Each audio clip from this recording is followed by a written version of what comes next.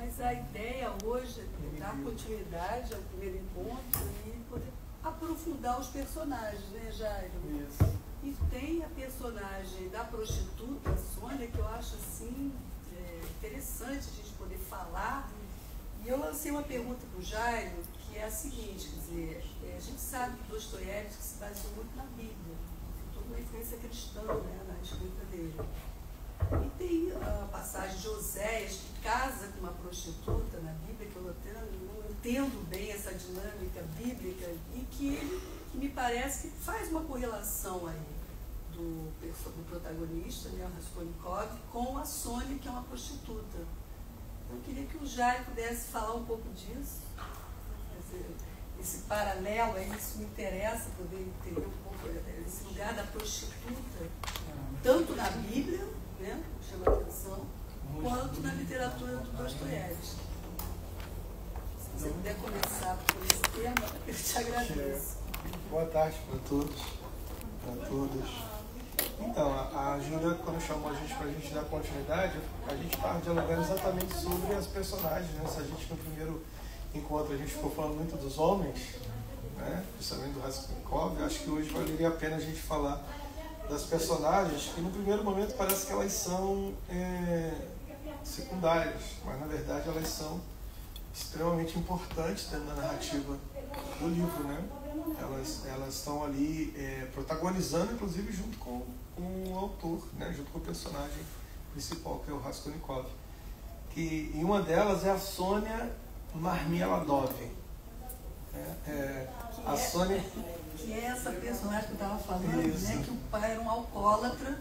O pai é alcoólatra e ela então acaba se prostituindo para poder levar, né, comida para os irmãos que morrem de fome, uma miséria danada. E aí o pai rouba esse dinheiro dela e vai beber. Quando ele retorna para casa, a mãe dá uma surra nesse pai, como é que é o nome dele? Marmeladov. E aí quando ele está apanhando, o Dostoiévski coloca uma frase assim, dizendo: bate, bate, porque eu sinto prazer. É a hora que eu mais sinto prazer. Então, assim, né, o Freud lendo Dostoiévski, em 1800, a gente está vendo a data, né, 1880, ou antes até, enfim, que ele escreve, o Freud já tinha nascido, né, mas eles não são contemporâneos.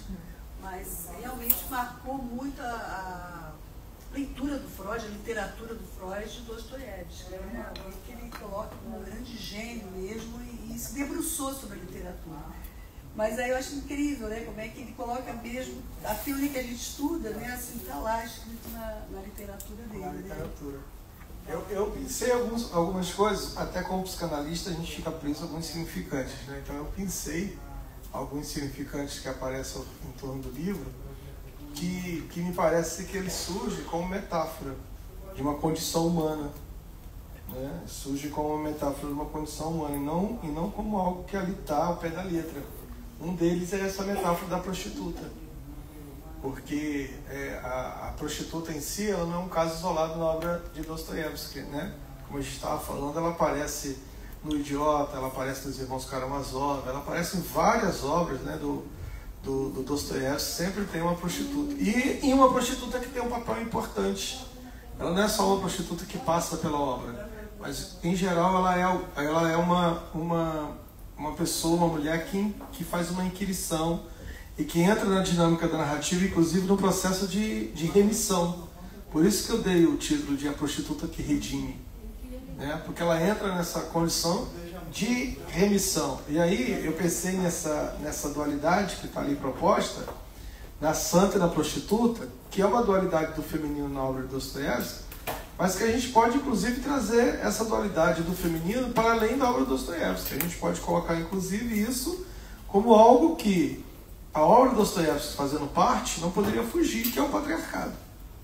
Então a gente precisa falar que há um contexto mais amplo, da qual a própria narrativa, a própria estrutura do texto está inserido, e que o Dostoiévski, enquanto alguém, enquanto homem dentro dessa estrutura, não podia passar despercebido. Então a prostituição da Sônia, ela é algo que é apresentado logo nas primeiras páginas. Sim. Se eu não me engano, acho que na página 21. Aí é a tua página 21. Aqui no meu livro, é a página 23. E ela surge num diálogo exatamente desse bêbado com o Raskolnikov. Raskolnikov, ele está ali no lugar que é um bar, e aí esse bêbado chega e pede para ele para pagar alguma bebida ali, e aí ele começa de uma forma que ninguém perguntou, né? Ele começa a falar sobre si mesmo, e aí ele fala dos homens que bateram na mulher dele, mas que ele não podia fazer nada, que os homens bateram, que os homens estavam ali, e aí os homens começam a rir deles, que estão dentro do bar, e aí uma hora ele chega e fala assim, no meu livro, na página 23, ele diz assim, quando a minha única filha foi se matricular na polícia pela primeira vez, fui eu que a acompanhei. Essa é a narrativa que está no meu livro, que é a página 23. No teu, se não me engano, é a página 21, Gilda. Quando ela diz assim, mas por que vai lá? Acrescentou Raskolnikov. Mas se uma pessoa não vai procurar, a quem é que há de acudir? É forçoso que todos os homens vão aonde podem ir. Porque estamos numa época em que é preciso ir a alguma parte. Quando a minha única filha foi matricular-se na polícia pela primeira vez, fui eu que acompanhei. Esse matricular-se na polícia, eu marquei na época que eu li, porque eu não entendi, então fui pesquisar. Eu não sabia que hoje estaria aqui, dialogando com vocês. O que era isso, matricular na polícia, né? E aí a obra que a Gilda está na mão, que é a Editora 34, ela vai fazer uma tradução exata. Que era assim, matricular-se na polícia, mas não era esse termo exato em russo. O termo que aparece em russo é o documento da identidade amarela. Esse é o termo em russo. O documento da identidade amarela. Que inclusive, vários países tinham isso, né? Por exemplo, a gente tem o caso da Berta Paparai, inclusive, que vai trabalhar a favor das polacas, né? Todo aquele movimento das polacas, que também se prostituía, que tinha uma documentação específica na documentação. Tinha lá uma fita, tinha alguma coisa. Então, no caso, na Rússia, czarista, era o papel amarelo. Aqui diz assim, ó, documento de identidade escrito em papel amarelo destinado às prostitutas. Exatamente. Na Rússia, antes entendeu? de 1700. Então, quando se pedia a identidade da pessoa, ao se apresentar o documento e ver que o papel era amarelo, já se sabia que ela era prostituta. Então, eu gravei isso, que é um artefato. De que a gente está falando? Quando eu fiz essa leitura lá atrás, eu ainda era um adolescente, então não tinha as leituras que eu tenho hoje. Hoje eu percebo que, na verdade, esse documento já introduz a gente para uma certa regulamentação da prostituição ali na Rússia czarista. Porque se você precisa ir na polícia fazer esse registro, e esse registro é feito em determinado papel, né, o que a gente está falando é de quê? De regulação, né, e regulamentação. Regula porque sabe quem são as mulheres que estão naquele lugar. Então é um controle. A gente pode, a partir de uma leitura de Foucault, por exemplo, quando ele vai falar do poder, a gente pode falar de um certo controle desses corpos. Feitos por quem? Feitos pela Rússia czarista. Entende? Pode falar. Já era doutor íntimo lá na adolescência. Não era nada. Hoje eu penso nessa questão, né, de que não é um pedaço de papel. Se é um controle e se há uma regulamentação, a gente pode trazer aqui o conceito do antropólogo inglês, estadunidense Goffman, quando ele vai falar dos estigmas. Ele vai falar dos estigmas, né? Ele tem um conceito muito importante, um dos maiores antropólogos dos Estados Unidos, o Goffman, Irving Goffman, quando ele vai falar sobre o quê? Sobre a questão dos estigmas. Aí ele diz, olha, os negros têm os estigmas, o racismo é o estigma do negro, né? Ele vai falar as mulheres também, as prostitutas, e por aí vai. E ele vai... É como se a sociedade fosse separada por estigmatas, que é essa palavra que ele vai utilizar. O que são estigmatas? São marcas. E é uma linguagem cristã, porque estigmata ela vai surgir do latim, que eram as marcas de Cristo. Que é quando Jesus chega para Tomé e Tomé diz assim, eu só acredito vendo. Eu preciso ver as marcas. E aí Jesus chama Tomé e diz, olha aqui, ó, vê, tá aqui as minhas estigmas, ou estigmatas, né? Em latim, estigmatas, são as marcas. Então o que é os estigmatas? O estigmata é aquilo que está marcado no corpo de uma maneira que não tem como você fugir. Você não foge daquele estigma, entendeu? Do estigmata. E aí eu pensei nisso, que esse papel amarelo, ele é uma cicatriz imposta pelo Estado, um selo da moralidade deformada. Porque uma vez que a mulher vai tirar a documentação, e a documentação dela é um papel amarelo, não foge mais disso. Não sai mais disso. é o significante mestre. É o significante mestre. Marcado. Exatamente. O Jairo, agora só fazendo um paralelo com o que eu estou... Né, ontem eu vim falar sobre a peça do Toulouse-Lautrec, né? E aí, o que me chamou a atenção na obra dele, que ele pinta as prostitutas, a mulher, né, na visão dele, é uma mulher exausta, cansada, fatigada. Sim. E não tem mistério, sabe? Não tem mistério nenhum no feminino. A Cláudia estava lá, né, Cláudia? Eu achei tão importante isso, por quê? Porque o Freud está construindo toda a questão do que é o feminino, com a questão enigmática, né, do que é ser mulher e tal. E aí você pega um artista como o Lautrec, né, que não tinha nada de enigmático ali no feminino para ele, né? Ele retrata aquelas prostitutas. A coisa já estava dada, né? Naquele meio que ele está ali, né, com as prostitutas, e agora você falando aqui, é a mesma coisa, quer dizer, né, tem algo ali, a pessoa tem essa marca da prostituta. Eu acho até que é por isso, né? eu acho até que é por isso, Gilda, que o Dostoiévski ele traz sempre as prostitutas nos livros dele. Porque o Dostoiévski ele é um crítico do czarismo russo, né? Ele é um crítico político. Ele está ali, a Rússia está num momento de grandeza, de glória, aquela coisa toda, todo mundo falando da grandeza russa, né? A literatura russa está no auge. Dostoiévski não é o único escritor russo do tempo dele, né? Você tem vários outros escritores ali. E todos eles falando de um lugar que é o lugar da grandeza e da glória. E aí o Dostoiévski é o cara que escolhe escrever sobre os becos, sobre as vielas, sobre as prostitutas, a partir de um outro lugar que era um lugar que não aparecia na literatura. Interessante mesmo, porque é uma posição política. É uma posição política. O Lautrec também, né? Exatamente. E aí, por exemplo, essa questão da regulamentação da prostituição na Rússia czarista, ela começa no século XIX e como todo outros países por onde a regulamentação da prostituição passou, nesse período, eles não passaram por um discurso de proteção às mulheres, mas passavam por um discurso de controle, de força, submetê-las a uma vigilância estatal, né? A carteira de identidade não era para proteger as mulheres da doença, mas para manter o controle sobre seus corpos, um controle que reafirmava a repressão da sexualidade feminina e, ao mesmo tempo, preservava a fachada moral da família tradicional, porque a gente também vai falar no fim do século XIX ali, a formação, né, vamos dizer assim, a consolidação da família burguesa. Então também tem isso que o Dostoiévski está trazendo, que na consolidação da família burguesa. Eu acho muito espetacular isso que ele faz de evocar a prostituta, porque Santo Agostinho, no século V, ele vai dizer que para que houvesse a esposa, era preciso que houvesse a prostituta. Por que isso? Por que dessa maneira? Porque o que a gente pensa algumas coisas hoje que já estão consolidadas como se fosse sempre assim, né? É comum você evocar, por exemplo, um movimento de luta e alguém dizer assim, não, cara, isso sempre foi assim, sempre vai ser assim, nunca vai mudar e tal. Então a gente tem essa mentalidade de tomar a coisa como a coisa está dada desde que o mundo é mundo. Desde que Deus amassou o barro e surgiu Adão. Mas não é. Toda a nossa história, nossa estrutura, ela é histórica.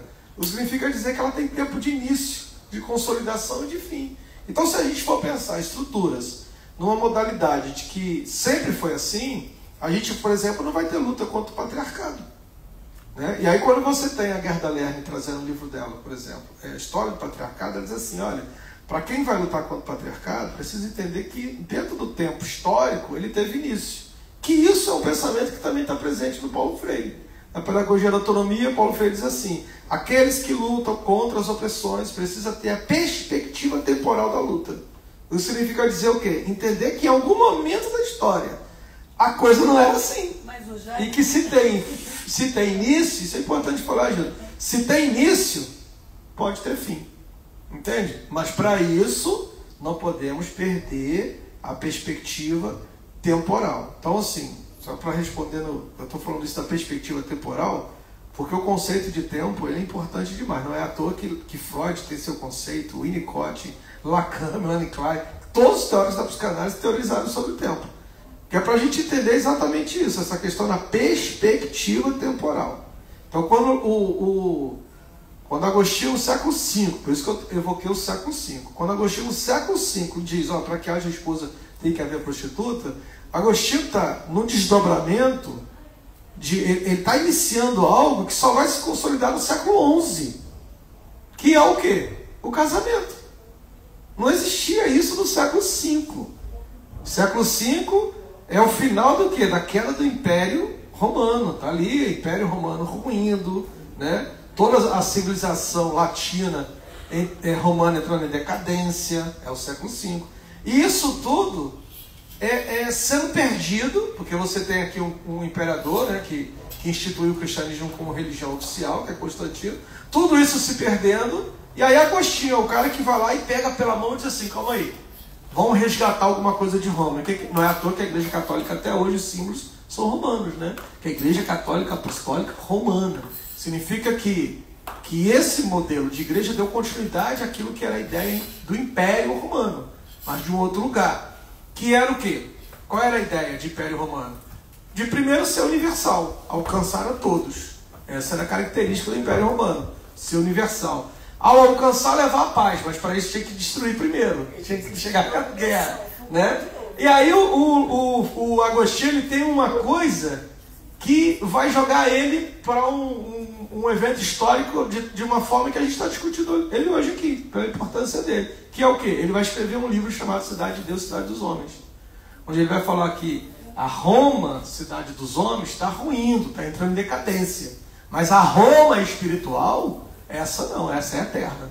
E aí ele vai criar, então, uma coisa que não havia, Gilda. Gilda que está estudando teologia, isso é importante. Ele vai criar uma coisa que não existia. O que não existia no tempo de Agostinho? Haviam vários cristianismos.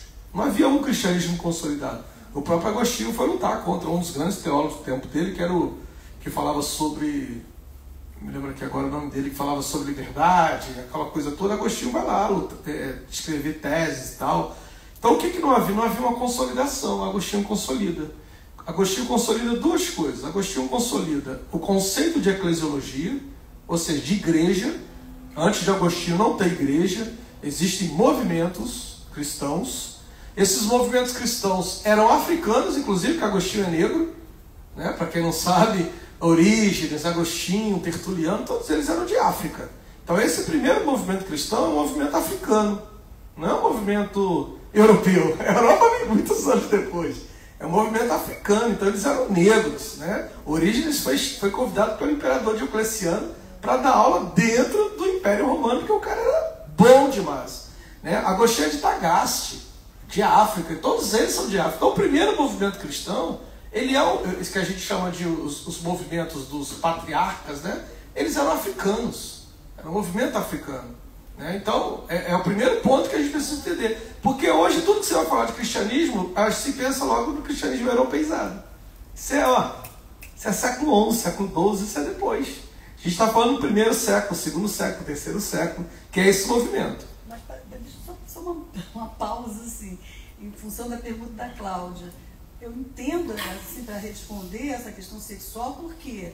Porque a mulher casada, ela tinha, né, que estar enquadrada ali dentro daquela, né, da Bíblia, a mulher sagrada. Mas isso não existia ainda. E aí a prostituta é que... Mas esse conceito não existia ainda. Na época não? Quando ele fala isso, esse conceito não existia ainda, é isso que eu estou falando. O que existia era o comparativo. Primeiro, antes de haver a família, precisa haver a igreja. Então, a família vem depois, a igreja vem primeiro. Não é à toa que todos os escritos vão comparar a família com a igreja. Vai dizer, olha, da mesma forma como Cristo é o cabeça da igreja, o marido é o cabeça da família. Esses escritos são tardios, não haviam ainda. O que acontece no movimento 3, do século 3, é a igreja sendo instituída como oficial, o cristianismo como religião oficial. Começa a se escrever a partir do século 3, século 4, que a gente vai chamar os pais da igreja, os pais latinos, os pais capadócios, ou pais gregos, ou seja, aqueles Boécio e tal, que estão escrevendo um corpo doutrinário, discutindo com quem? Discutindo com o pessoal de vários movimentos que havia. Os estoicistas, por exemplo. Paulo era estoicista, por isso que ele fala, antes dele ser cristão, o que ele era? Estoicista, o movimento estoicista. Então havia toda aquela disputa de narrativas ali, muitas, os gnósticos, havia muito, e Paulo também é gnóstico, né? A carta de Efésios, por exemplo, é um tratado de gnose. Então Paulo bebe dessas fontes todas. E aí, quando Paulo se converte, né? Tem um processo.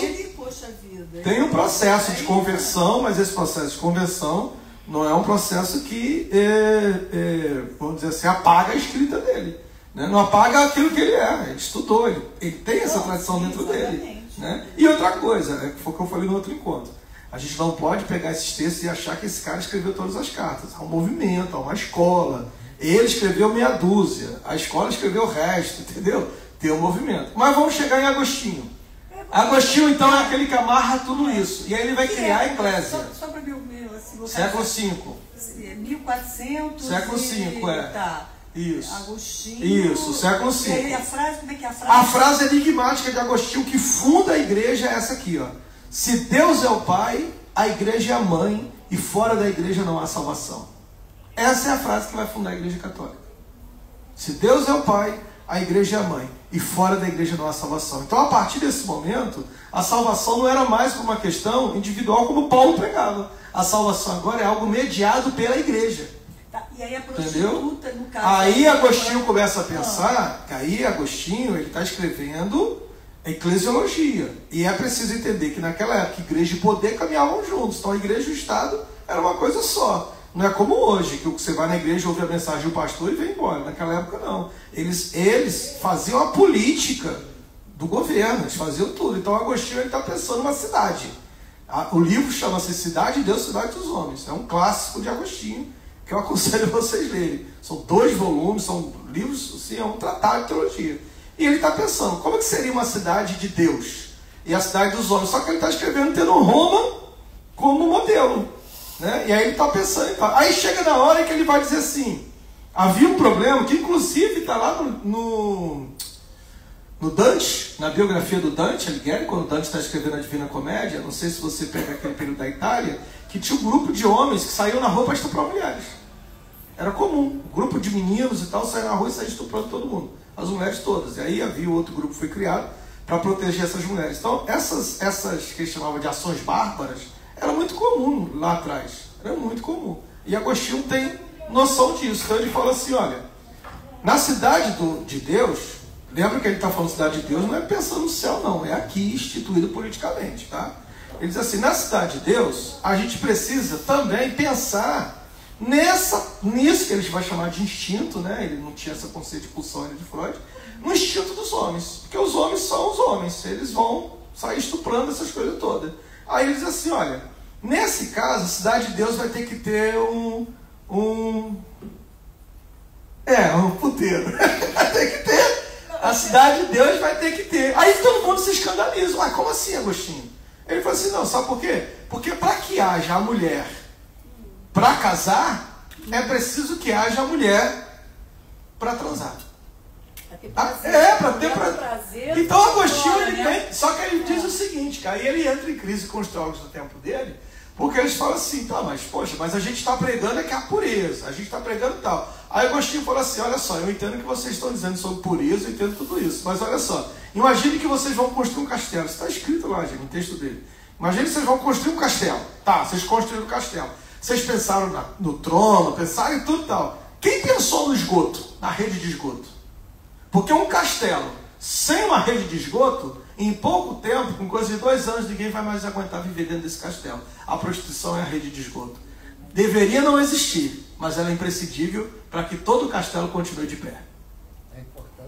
A importância, entendeu? E esse debate, ela entra... Nossa, porque os homens são os... Exatamente, é o patriarcado. E esse debate... Exatamente, patriarcado. Mas olha só, esse debate é tão importante. Esse debate é tão importante porque isso não está só em Agostinho. Se a gente for pegar no Antigo Testamento e ver que em torno da cidade de Jericó tinha uma muralha, e em cima da muralha tinha o quê? Um prostíbulo. Porque era o prostíbulo que salvou o Josué e os 12 espias. Que na hora que eles entram lá e saem, eles são refugiados. Para eles não serem mortos, para onde eles vão? Eles vão ao prostíbulo. Por quê? O prostíbulo era a zona neutra. Era o único lugar em qualquer homem, de qualquer cidadania, de qualquer tal, podia entrar e ninguém era preso. Era no prostíbulo. Você não me explicou. Entende? Que o Oséias casou com uma prostituta. Então, o Oséias, que inclusive Lacan cita Oséias, né, quando Oséias fala da prostituta, tem 2 leituras que se faz sobre Oséias. A primeira leitura é a leitura fundamentalista conservadora. É tomar o Oséias como um personagem real. E Oséias, dentro da tradição judaica, ele não é um personagem real, ele é uma alegoria. Oséias é uma alegoria.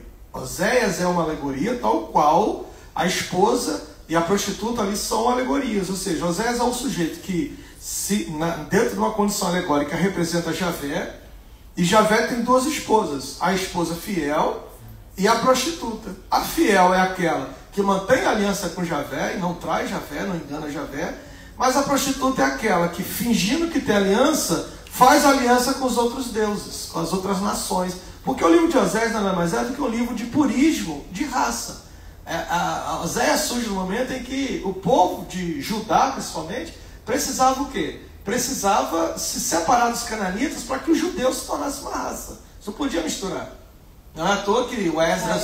Isso, não é à toa que Esdras depois, quando retoma Jerusalém, o que Esdras faz? Olha, todos vocês que casaram com mulheres que não eram judias, mandem essas mulheres embora. E elas vão embora. Os homens expulsam. Que é o retorno, a reconstrução de Israel. A reconstrução de Jerusalém ali com Esdras, com Neemias, com aquela coisa toda que a gente está... Então, assim, eu acho muito complicado pegar um texto lá do Antigo Testamento, trazer para hoje, sem entender o contexto de época, sem entender toda a propositiva que se havia ali, que a gente está falando da formação da identidade do povo judeu, né? E não perder essa identidade dentro de um lugar que era ali os cananitas, aquela coisa toda. Então, e a gente está falando de coisa de 10 mil anos, 7 mil anos atrás. Entendeu? Então a gente tem que ter cuidado com essa questão de fazer essa leitura. É uma leitura alegórica. E que é importante para falar sobre o quê?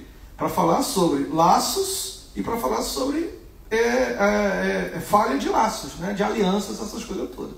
Então a prostituta, ela tem uma função, ela entra aqui. Por que eu trouxe isso? Porque lá na Rússia czarista, que tem a família burguesa no auge, eu acho que nenhuma sociedade deu tanta ênfase à família burguesa do que a família russa, né? Eles eram símbolos da questão dessa boneca. À toa que tem até a boneca russa, que dentro de uma tem outra, para mostrar a pureza da mulher russa. Só que para tudo isso ser construído, para que haja uma burguesia, gente, isso aqui é clássico. Para que haja burguesia tem que ter uma classe explorada.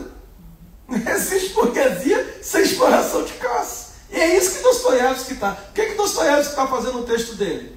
Narrando. Dostoiévski nada mais é do que um cara que antecedeu Karl Marx na crítica à questão de classe. É isso que ele está fazendo, ele está criticando classe. Por isso que ele escreveu, ele escolheu, por isso que eu falei que é uma escolha política que ele faz. Ele não escolheu falar da burguesia. Por exemplo, Tolstói e Anna Karenina, ele vai falar do quê? Da burguesia, da alta aristocracia, né? Anna Karenina é um livro lindo, mas ele está falando da alta aristocracia russa e tal, porque a crítica de Tolstói é a burocracia russa. Se você pegar todo o Tolstói e Anna Karenina, é uma crítica à burocracia russa. Você morria na fila, esperando que se fizesse alguma coisa. Então, Dostoiévski não, é uma crítica de classe. E aí ele pega quem? Aquela que é enigmática, que deveria não existir, mas se ela não existir, tudo que está lá em cima cai. A prostituta. Entende por que o Agostinho diz isso? Olha, para que haja esposa, é preciso que haja... Porque a esposa é a pura, é intocada. Então, para que haja mulher, para casar, é preciso ter essa outra mulher. O Darcy Ribeiro, na formação do povo brasileiro, ele vai colocar uma terceira categoria. Não sei se vocês já leram o povo brasileiro, Darcy Ribeiro. Ele vai colocar que no Brasil colonial havia 3 categorias de mulheres. As mulheres eram categorizadas em 3 grupos. As mulheres brancas para casar, as mulheres mulatas para o prazer e as mulheres retintas para o trabalho. O trabalho braçal, trabalhar nas cozinhas, né? A tia Anastácia, aquela coisa toda. Então a retinta para o trabalho pesado, a mulata, que é a globeleza para o prazer, e a branca para casar. Então lá, a gente fala assim, é a partir daí que se dá a formação do povo brasileiro. Que é o que a Lélia Gonzalez vai dizer que é a babá também, né? Essa mulher retinta e tal, é a babá. Se a babá era de pele clara, provavelmente vai ser a primeira experiência de prazer do senhorzinho. Tá lá. Do jovenzinho, do senhorzinho, que vai ser iniciado sexualmente com essa mulher. Então,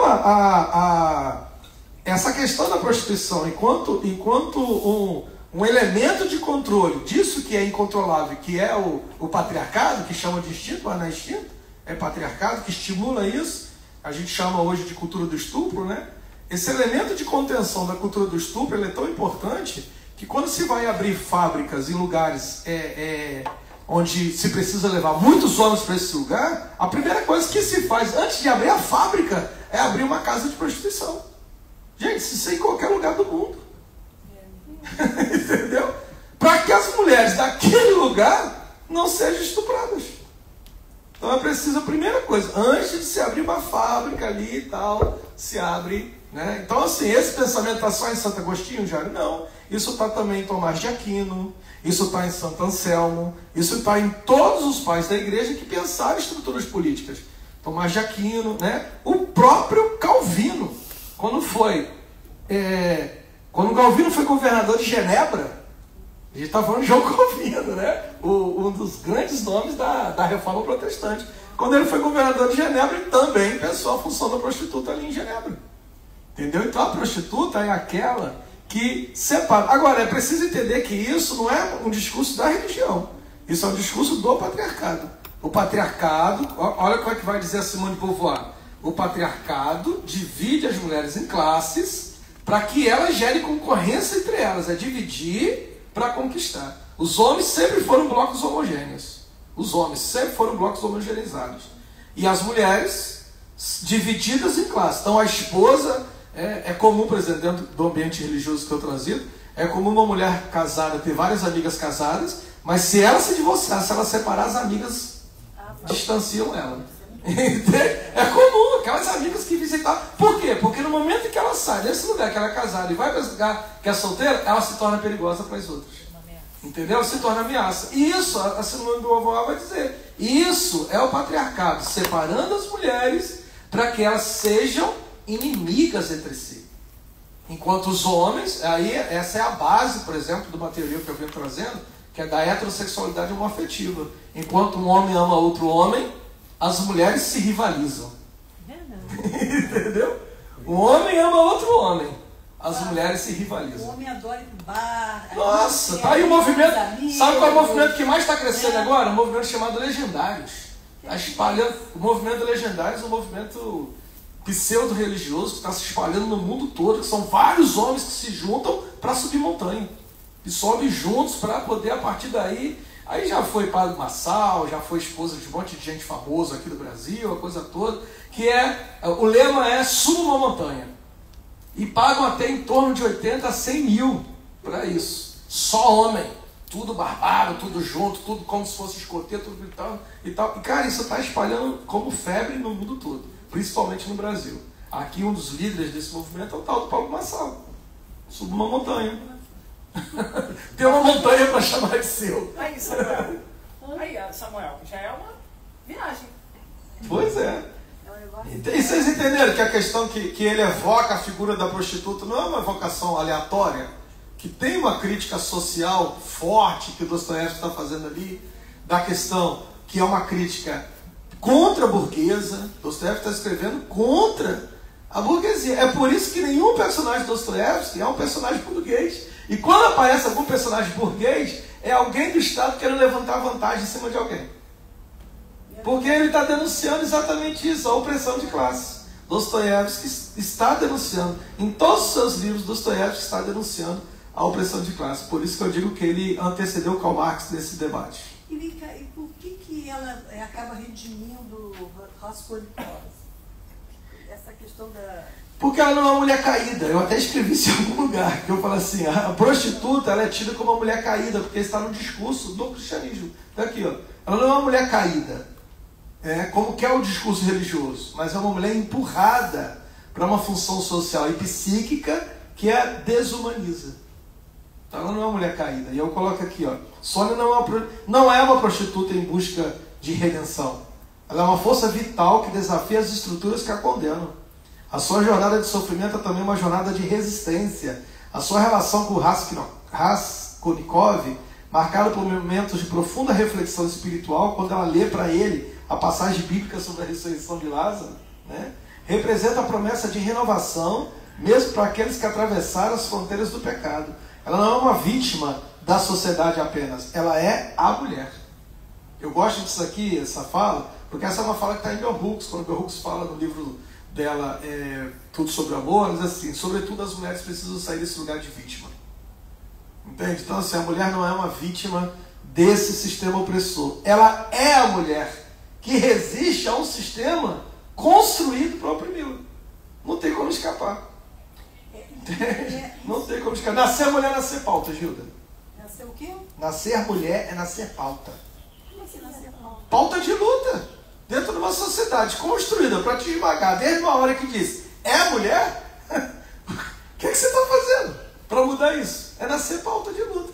Às vezes nem você nasceu ainda. Bastou a mulher chegar para o marido e dizer: olha, acho que vai ser menina. Pronto. O cara quebra bolo, quebra mesa, se separa da mulher, não quer mais, não quer menina. Quer dizer, nem nasceu ainda e já não é desejada. Por quê? Porque é mulher.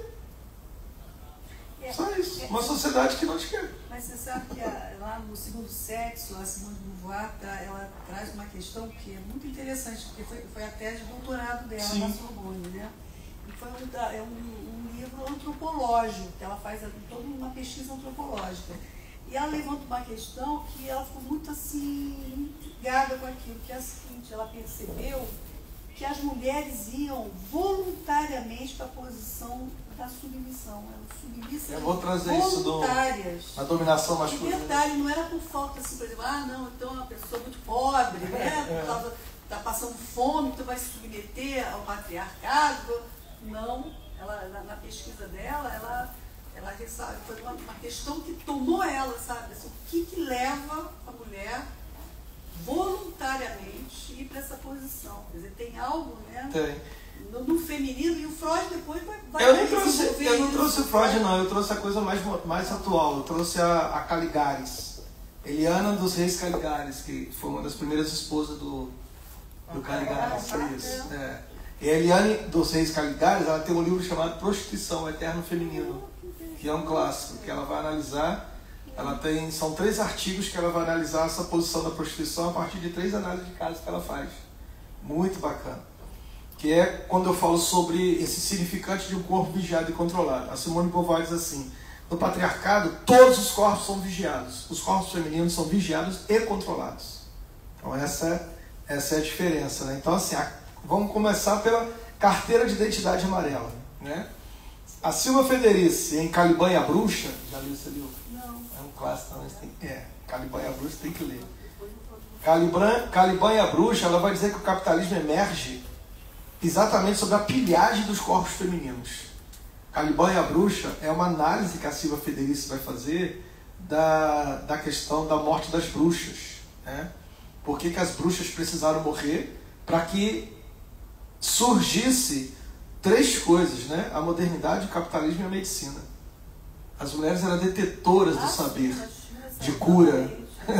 E aí, para que o capitalismo, o capitalismo, a medicina e a ciência moderna pudesse surgir, as mulheres precisavam ser exterminadas.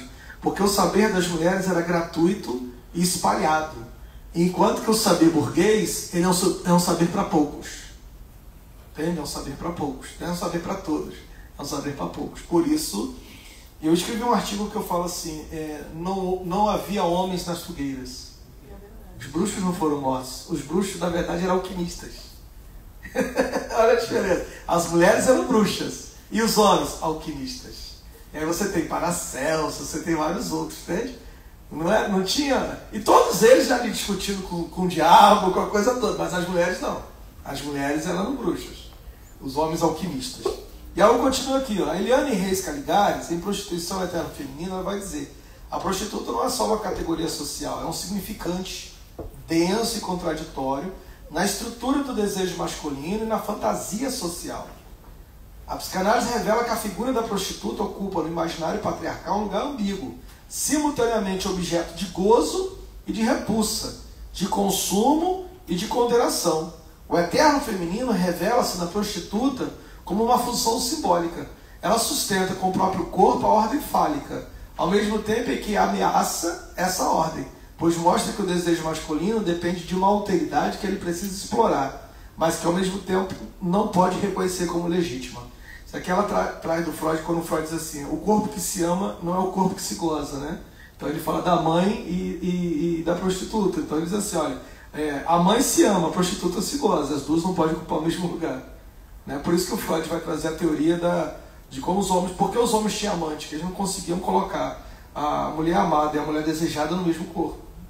E é interessante, porque eu vou trazer, viu, pessoal, o Toulouse-Lautrec, né? Porque eu estou com esse estudo na minha cabeça. Mas o incrível é o seguinte, que ele, né, a mãe, quer dizer, rejeita ele e fica totalmente fora do mundo dele. Só que ele morre nos braços da mãe. Da mãe, né? Do amor, então. A mãe é do amor. Incrível. E na pintura dele, agora voltando também... Mas ele tem também sífilis, né? Sim.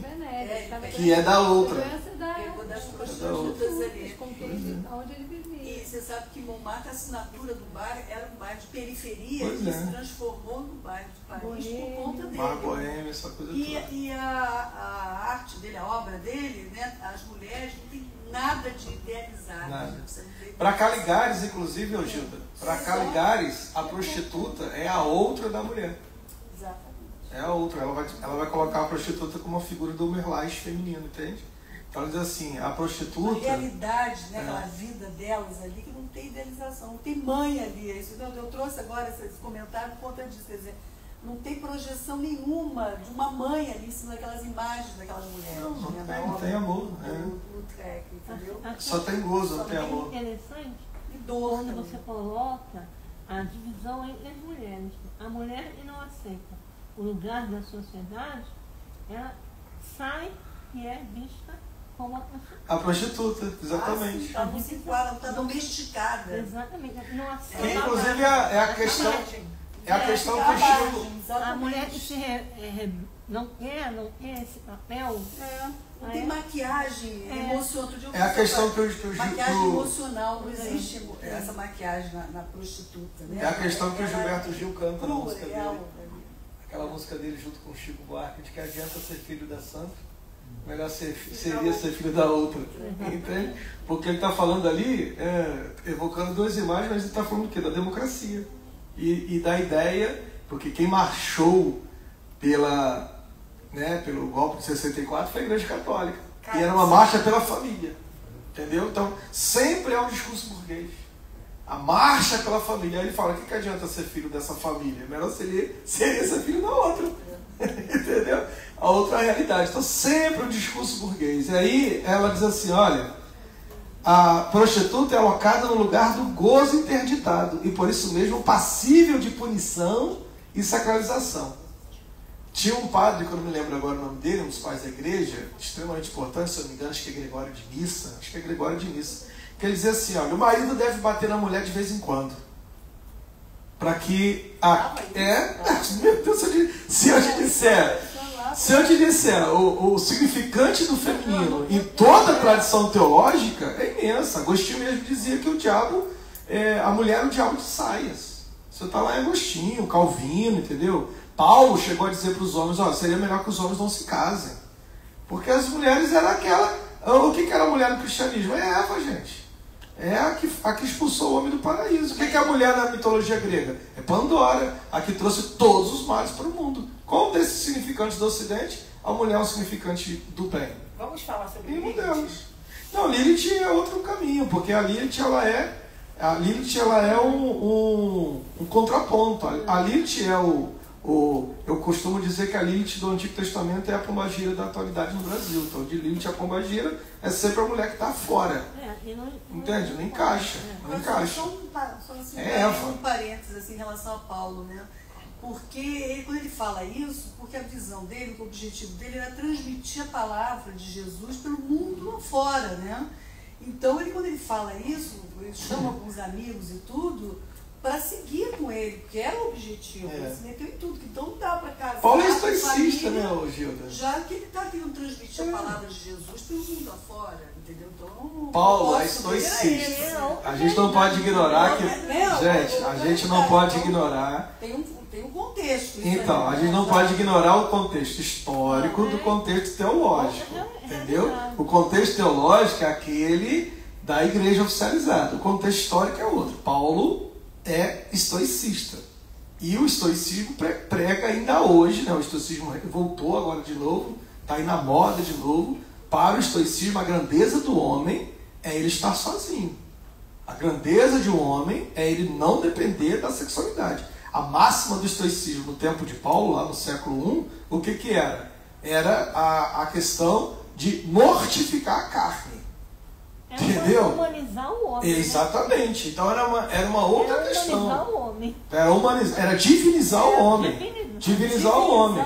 E aí o estoicismo ele pregava qualquer coisa, para o estoico, qualquer prazer que não fosse aquele oriundo da relação mística devia ser eliminado. Qualquer prazer, um cafezinho que você tomar, qualquer prazer, isso era a filosofia estoicista. Entendeu? Por isso que Paulo é lido como místico. O Paulo é lido, tem um livro clássico da teologia do século XX, que é Albert Schweitzer, que é Paulo, a Mística de Paulo, que é um livro que eu indico vocês a lerem, porque é o clássico dentro da teologia, né? Paulo é um homem místico, então eu preciso entender essa mística. Da mesma forma como Teresa d'Ávila era mística, eu preciso entender essa mística. Você conhece o livro do Badiou sobre Paulo? Sim, o Badiou é clássico também, que é na mesma linha do Albert Schweitzer. Entendeu? Alain Badiou. Eu quero esse livro. Sim, então. Vocês não aproveitaram a oportunidade que o Paulo estava aqui no primeiro encontro, o apóstolo ali em frente. Ele não fez. O Marcos, tardinho. O Marcos. Ele está fazendo papel de Paulo na Record. Vai estrear. Não, era o ator. A gente foi discutindo, inclusive, ele foi junto comigo com a Gabriela, a gente foi pro shopping, a gente foi discutindo isso. Que ele falava assim pra mim, cara, quem tá fazendo esse levantamento é a filha até do Edir Macedo e tal. E ela ficou encantada, porque assim, são várias vertentes sobre Paulo. Eu falei, então, precisa escolher qual dos Paulos você vai falar, né? São vários Paulos. O que vai ser mais interessante para Record. Exatamente. Que a gente não pode entender isso, entendeu? A gente não pode pegar e falar assim, esse Paulo, não, peraí. A gente está distante dessa realidade 2000 anos. De lá para cá, muita narrativa foi construída. De que Paulo a gente está falando? A gente pode ver isso pela nossa própria vida. Exatamente. A vida quando tinha 20 anos, 40, exatamente. 60. Outro dia pegaram uma fala minha de quando eu tinha 20 anos na internet, alguém pegou e falou, o que você falou? Eu falei, cara, até eu tenho vontade de voltar lá e dar uma surra nesse cara. Eu era doutorando. Olha as merdas que eu falava quando eu tinha 20 anos. Tenho vontade de voltar lá e dar uma surra nesse garoto. Para de falar besteira.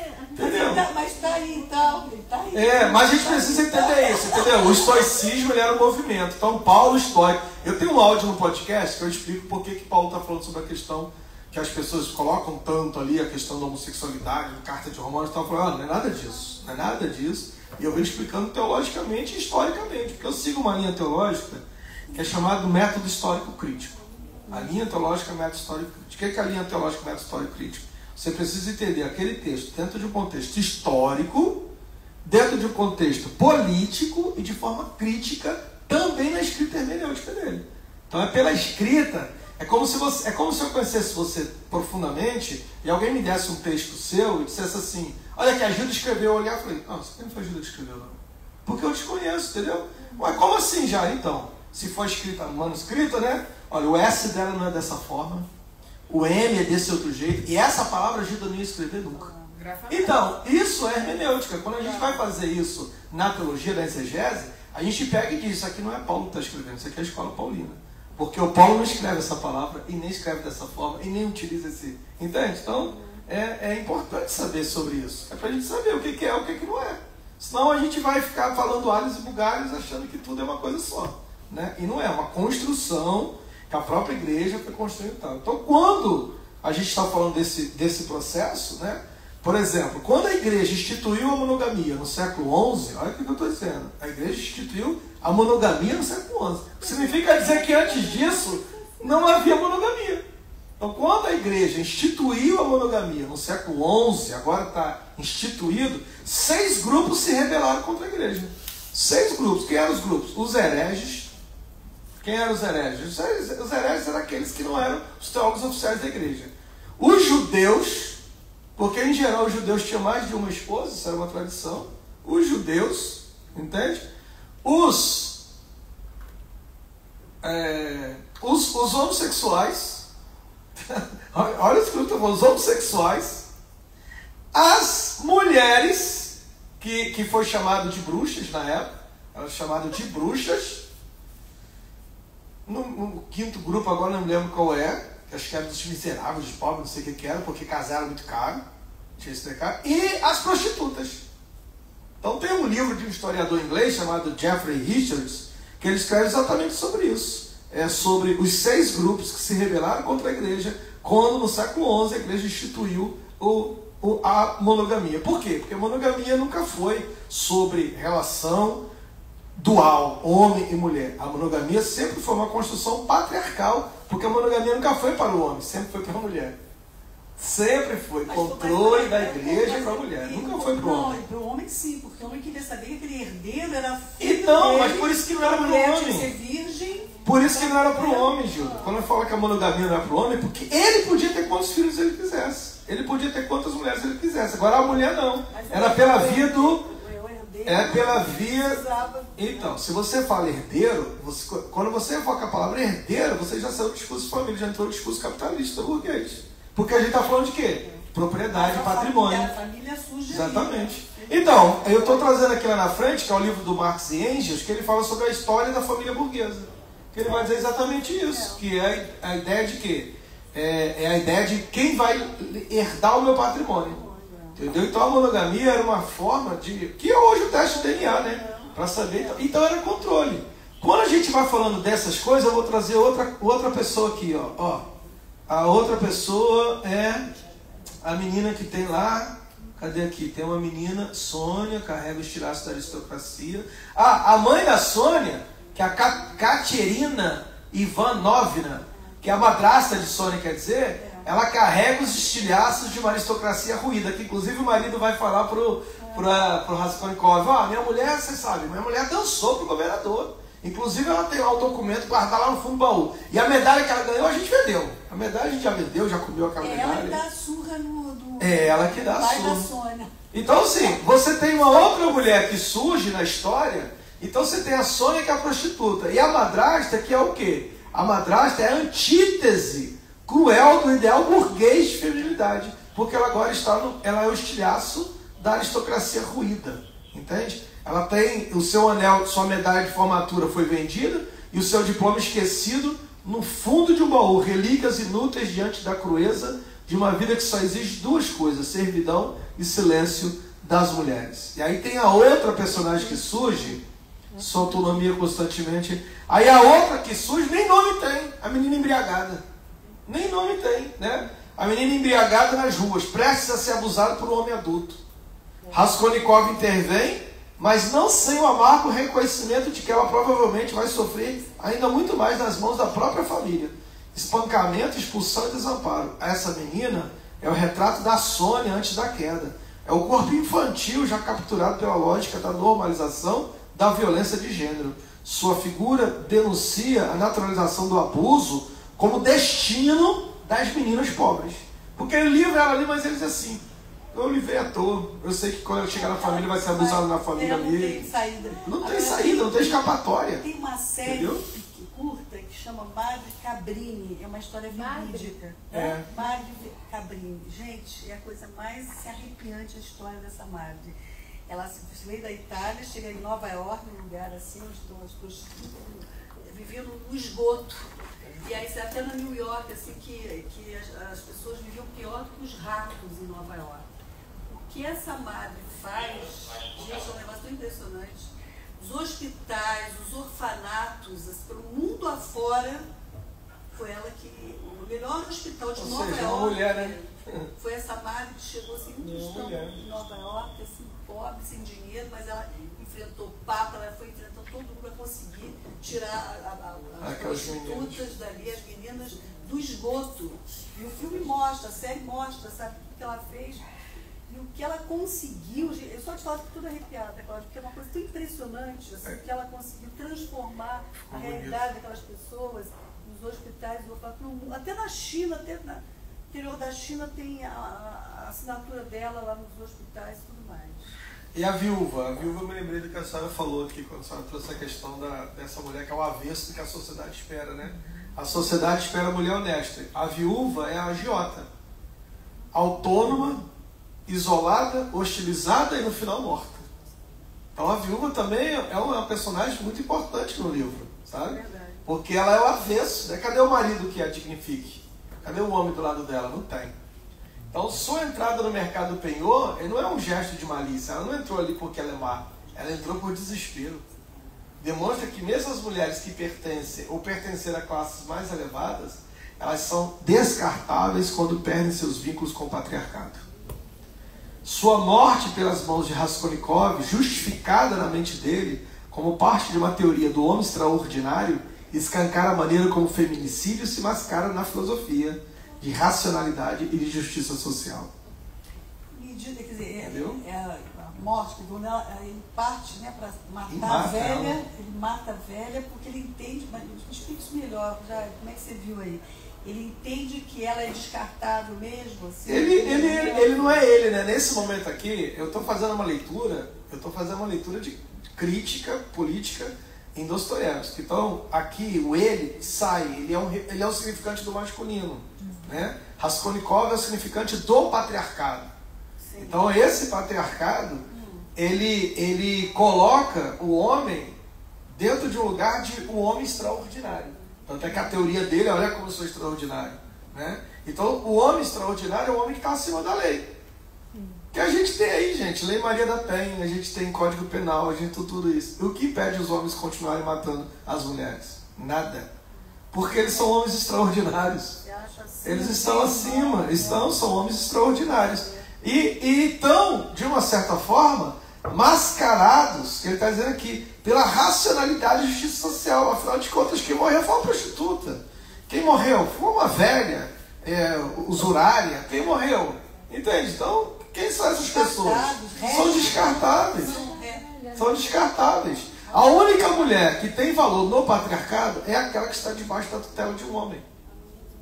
Só essa. Tem o sobrenome, inclusive, do marido. Só essa. Ela é a esposa Quando do o fulano. homem defende uma mulher, eu sempre digo isso, quando vocês virem um homem defendendo uma mulher, ou é a filha, ou é a esposa. Ou seja, ele não está defendendo a mulher, ele está defendendo a propriedade dele. A outra mulher, que não é nem a filha nem a esposa, pode ser morta do lado dele, sabe o que ele vai dizer? Isso não é um problema nosso.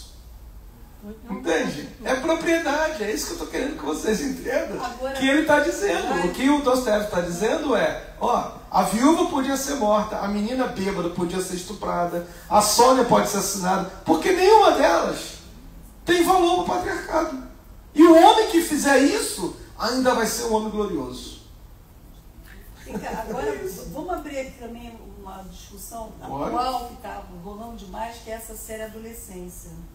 Eu confesso para você que eu ainda não assisti. Não. Eu assisti Que pena, porque... 2 vezes. É tanta gente falando para eu assistir que eu desanimei. Não, mas tem que Não desanima não. Não, Mas tem, não desanima não. É Tanta gente, você tem que assistir, tem que assistir. Eu falei, então eu vou dar um tem tempo. bastante pessoas no Instagram. Tem, fazendo muita vídeo, gente fazendo falando. crítica. não, eu acho super assim, Mas importante. é importante. E aí, só um detalhe, Jair, assim, que tem uma sessão de análise, né, que é sensacional a maneira como a psicóloga conduz a sessão, bem psicanalítica mesmo, e bem lacaniana também, viu, Jairo? Porque o que ela tenta fazer com o menino? Ela tenta responsabilizá-lo no ato criminoso, que é o que Lacan vai dizer, que não adianta, claro, o sujeito cometeu um crime, ele vai ter lá a pena, né? Mas se ele não tiver essa responsabilização aí do que ele fez, essa implicação, não vai adiantar nada, pode ficar 20 anos preso, que vai sair dali, né? Então o que ela faz é fundamental mesmo, ela vai levando ele a poder assumir o crime e se responsabilizar. Então ela é a pelo que ele prostituta. fez. Então ela é a prostituta Entende? aqui do Fala. então, ela é a prostituta do Raskolnikov. Porque isso aí que você está trazendo, que é o ponto que eu vou trazer o Bourdieu para dialogar com a gente, quando o Bourdieu vai falar do hábitus. E a partir do hábitus, a gente vai falar da prostituta que redime. Qual é a função da prostituta? Ele coloca aqui, olha, o Bourdieu, em Bourdieu a gente encontra o fio condutor que articula esses elementos como parte de uma mesma engrenagem, dominação masculina. Na dominação masculina, ele descreve como as relações de gênero se naturalizam por meio de sistema de disposições incorporadas, o hábitus, que moldam não só os corpos, mas as percepções, os desejos, os sonhos e os limites do que é considerado possível entre homens e mulheres. A prostituta que redime o assassino é, nesse contexto, a consagração do hábitus feminino no patriarcado. A mulher que, mesmo na abjeção, é funcional. Isso aqui é forte, tá, gente? A mulher que, mesmo na abjeção, isso aqui é um conceito da Júlia Kristeva, né? Abjeta. Mesmo na abjeção, ela é funcional, é a reabilitação moral do homem. O que o Bourdieu está dizendo aqui? O que o Dostoiévski faz aqui? Que a única pessoa que consegue resgatar o homem desse lugar que ele deslizou da moral social é uma mulher. É isso que o Dostoiévski está colocando. Aí você coloca a psicóloga convencendo o menino. Olha a função da mulher. Aqui em Dostoiévski é a prostituta. A prostituta que vai convencer a Raskolnikov o quê? A confessar o crime. Entendeu? Então o Bourdieu diz assim. Só que tem um preço que o Bourdieu coloca. Isso aqui é muito romântico. Lá em Dostoiévski, mesmo ele, toda essa crítica, ele não consegue escapar do patriarcado. Aí o Bourdieu vai colocar isso de uma outra forma que não romântica, que afinal de contas não é literatura Bourdieu, né? É uma análise sociológica. O Bourdieu vai dizer assim, ó... Esse conceito do Bourdieu, do hábito, é inconsciente. Inconsciente, é. E o Bourdieu vai dizer assim, só que a mulher faz isso, quando a mulher faz isso, né, salvar o homem desse lugar desmoralizante que ele está, ela faz isso sem sair da condição de abjeto. Ela continua sendo abjeto. Ou seja, a mulher nesse lugar de abjeto salva o homem e continua abjeto. Não consegue salvar a si mesmo. Porque tem uma frase da É o hábito, né? É o hábitos. Uma mulher começa a se tornar prostituta nessas condições. Porque ontem até lá naquela história do Toulouse-Lautrec, que é aquele elevador do Lautrec, ele fala que as mulheres lá, né, que eram prostitutas, uma teve uma história da família, que aquela faz tempo que você fala. Sim, que era dançarina, filha de uma cortesã. Aí isso é muito interessante na história, porque ele pintou muito uma dançarina que foi assim, uma das primeiras dançarinas do Moulin Rouge.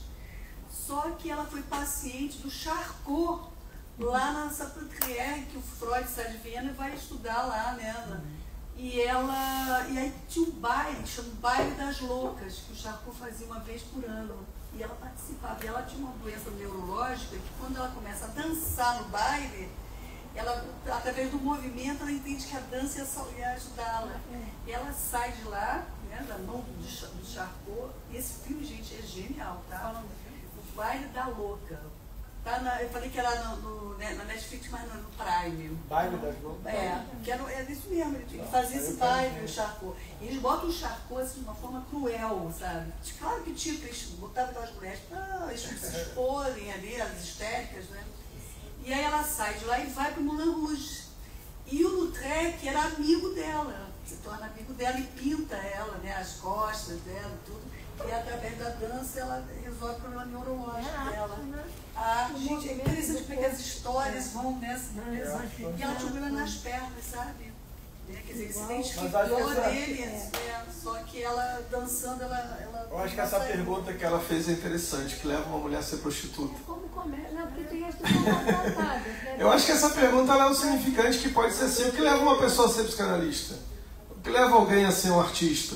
Entende? São várias as questões para a gente poder trazer e dizer isso. Você sabe que eu saí da peça, né? Fui com o Marcos, a gente conversando, eu falei claramente para ele, Marcos, olha só, se meus filhos passassem fome, eu não ia nem pensar duas vezes em me prostituir para levar comida para eles. Pois é.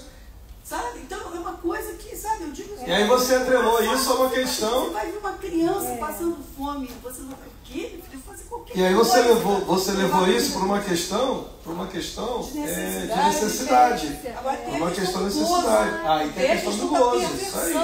Também, do gozo. Aquele filme, por exemplo, Instinto Selvagem, mostra a perversão. Quando a Sharon Stone busca os lugares que ela busca, porque eram os únicos lugares que podiam suprir a fome que ela tinha. E muitas ficam também pelo gozo, né? Sim, cada um tem a história, entendeu?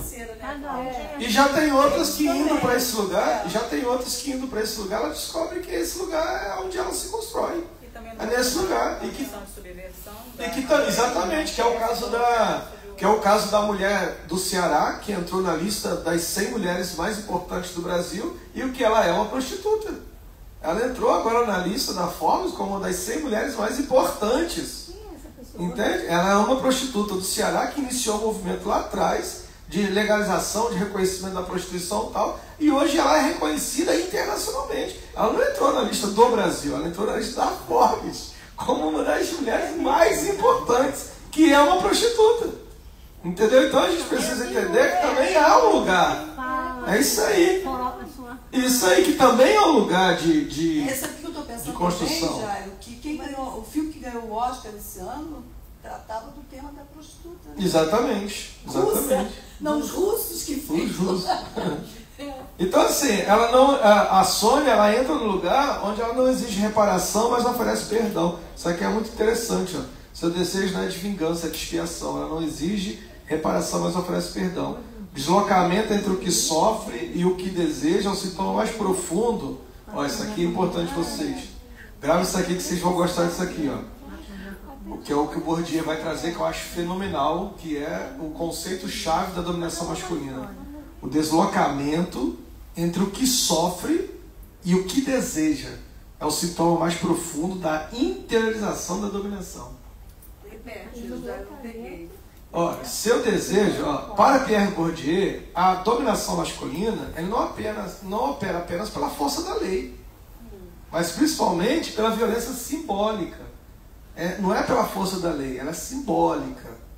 Aquela que age silenciosamente, aquela que age com o consentimento dos dominados. Ah, sim. Entendeu? Que é o que a Simone de Beauvoir vai dizer assim: o patriarcado não teria a força que tem se as mulheres não o sustentassem.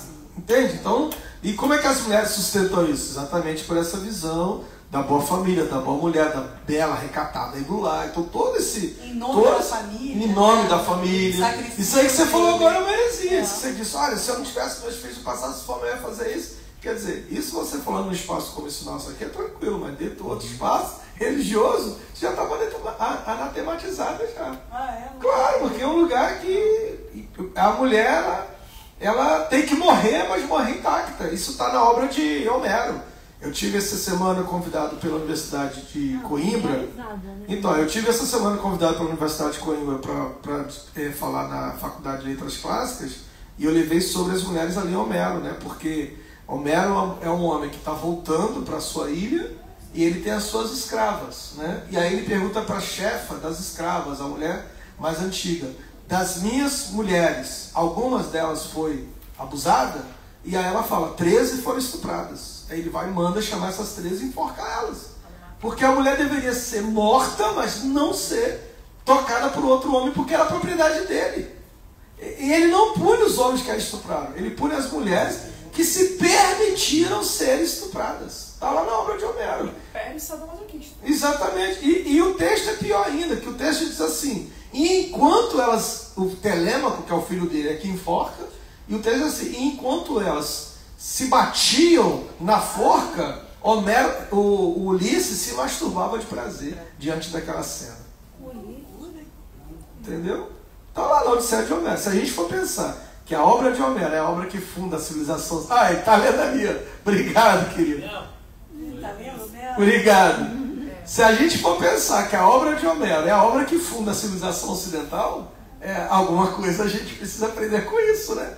Então, na civilização ocidental, isso que você falou agora, Homero já te mandava para forca. E se masturbava enquanto você estava lá empendurado se debatendo. Porque é o que o texto diz. Exatamente, o tempo todo. Merece ser estuprada. O tempo todo. Mas com essa roupa, entende? Hoje mesmo eu fiz um vídeo na internet aí do Lucas Scuderi que ele diz isso: olha, os homens, quando vai sair com as mulheres, olha, você tem que sair com os homens de dia, porque se você sair de noite com eles, na mente deles já está ali escrito que você está a fim de dar para ele. Eu falei, caramba, que loucura. E mesmo que diga não para o homem, a mulher está dizendo sim. E mesmo que diga não é ambíguo, o homem vai entender que sim, porque você já saiu com ele à noite. Olha que loucura. A gente está falando isso hoje, está no meu Instagram. Eu estou falando isso no meu Instagram, isso é hoje. E falando de um cara que tem quase 1 milhão de mulheres que seguem ele. Entende? E dizendo isso. Então assim, a mulher ainda continua dizendo: você saiu à noite? À noite está pedindo, né? Sozinha? Claro. Com essa roupa? Então, entendeu? E aí o Daniel Silva, né, o jogador de futebol, Daniel Alves, acabou de ser o quê? impune de tudo que ele fez, embora tivesse na vítima que ele estuprou sêmen, embora tivesse na vítima várias coisas, mas o fato dela estar naquele ambiente, ela pediu. Já estava ali se oferecendo. Então tem toda uma lógica que ele continua até hoje. Uma frase da Simone de Beauvoir que ela fala que quando tem algum problema na cultura, na civilização, recai em cima sempre com a mulher. Que nenhum direito está garantido. Que basta o fascismo mostrar a cara que os direitos são suprimidos. Principalmente da mulher. Principalmente da mulher. Então olha só, ele entra aqui, ó. Essa violência é visível na Sônia. Porque ela se prostitui.